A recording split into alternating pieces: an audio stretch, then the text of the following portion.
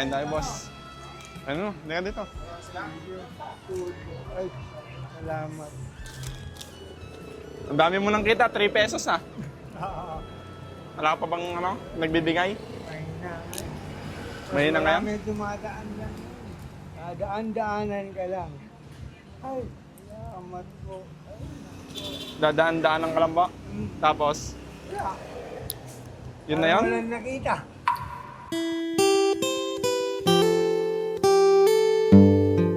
Ba't po ba kayo ng ano po ba yung kwento ng buhay nyo at nangingi kayo ng pera ngayon? Wala. Ayaw sa akin ng mga kaanak ko doon sa Nueva Vizcaya. Ay, tiga Nueva Vizcaya po kayo? Bumaba lang kayo dito sa Nueva Ecija? Si Mrs. Antiga rito. Ah. Kaso hindi rin niya alam. Patay na pala yung tatay niya. Mm. Dati ng pulis.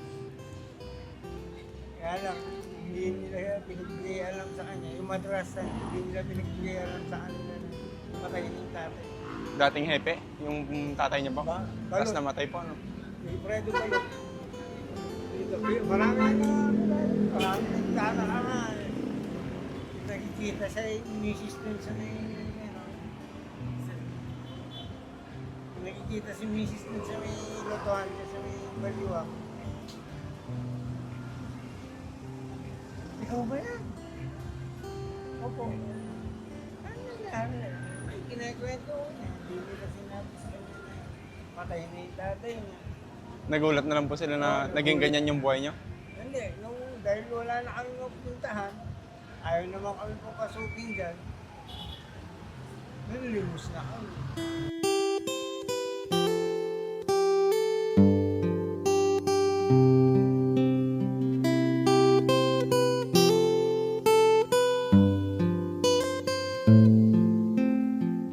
Magkano po ba yung kinikita niyo naman dito kada araw?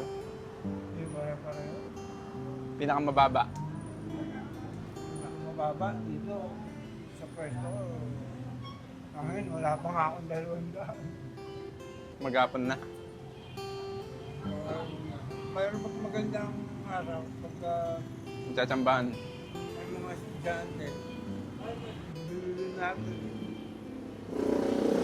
Yeah. Ano pa pangalan niyo? Roger. Roger? Roger Manalo. Roger Manalo. Pero ang buhay. Talo po, ano? Hindi po, habang buhay, habang nabubuhay po tayo, may pag-asa pa naman. Malay nyo, may dumating na swerte sa inyo.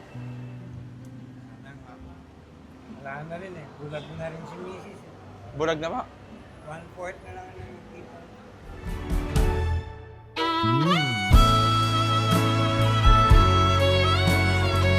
Nagkamalas-malas po ata yung buhay nyo, ah.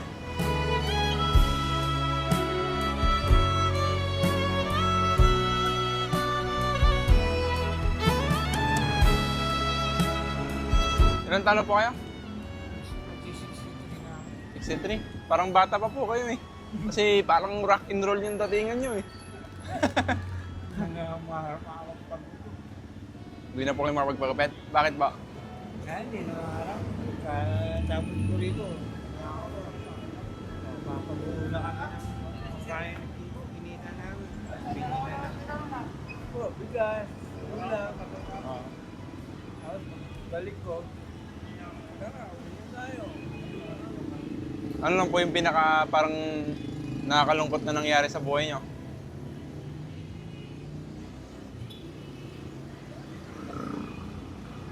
Nanandarman ito yung mga Walang permanenteng matulugan.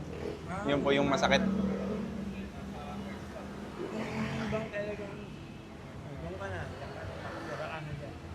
Siyempre kami, yung mga nakakita po sa inyo, hindi kasi alam yung tunay na istorya ng buhay nyo kung bakit kayo nagbubukas ng pintuan, ano. Siyempre po, Yun nga po yung masakit dun eh. Hindi na nga alam yung kwento ng buhay namin eh. Uhusgahan pa. husgan, paano.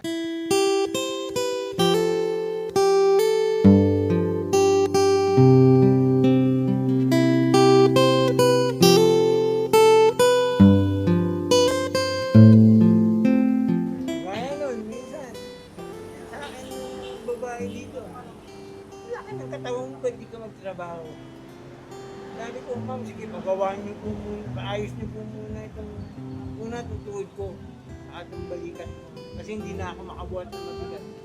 Nabagsaan kasi ito ng ganito. Yung granite na ganito. Tiles. Dati kasi pahinante ko sa truck. Dito kami ng mga tiles, fixtures. Sabi namin doon sa kasama namin na nasa trabaho ng truck, huwag mo lang pipitikin. Bahala na kami kukuha. Kasi gago, pinitik niya. Bumagsak dito. Bagsak dito ko. Namagait ako. Nagpapaalam ako dun sa amo namin. Sabi ko, God, pailot ko lang. Pailot ko. Kahit paano. Sige, imbes payagan ako. Pinagmumumuha pa ako. Ano pang masakit na salita na tanggap ko sa kanya.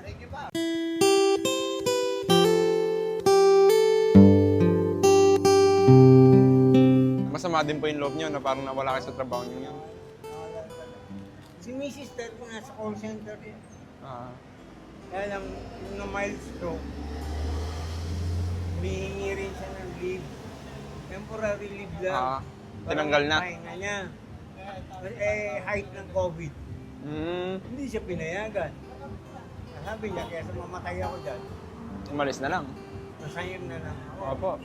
Nasayin na lang siya. So parang bumaliktad din po yung buhay nyo. Ganon. Sa dati na parang meron pa kayo. Ngayon, sala na. Ito, may bibigay na lang po ako sa inyo. Pangkain nyo lang din po. Ay, Para po kahit pa paano ano po. Ito po. Para salamat. po. Sige po.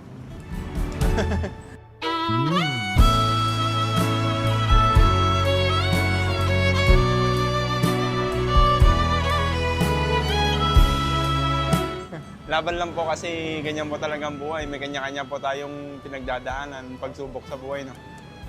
Salamat po, sir.